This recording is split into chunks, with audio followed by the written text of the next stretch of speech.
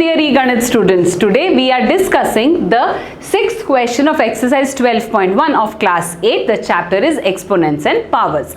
I've heard that many children face problems when they see questions such as these. Now my advice to you is stick to the basics. And what do I mean? Whenever you get such kind of questions, stick to your BODMAS rule. What did the BODMAS rule say? Start with the bracket, and exactly that is what we'll be doing here. Now here we have bracket ke andar bracket. So let us start with the innermost bracket. Observe the innermost bracket over here. Here I have 1 by 3 raised to the power of minus 1.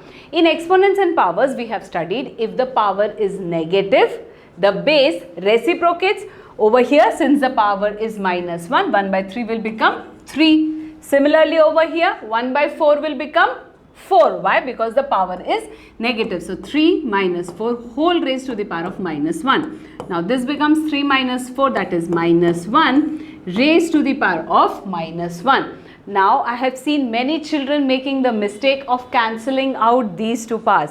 Never do that. You are not multiplying these two. Minus 1 is the base and once again minus 1 is the exponent. So stick to your rule of exponents and powers. Whenever you have a negative exponent, reciprocate the base. So this becomes 1 upon minus 1.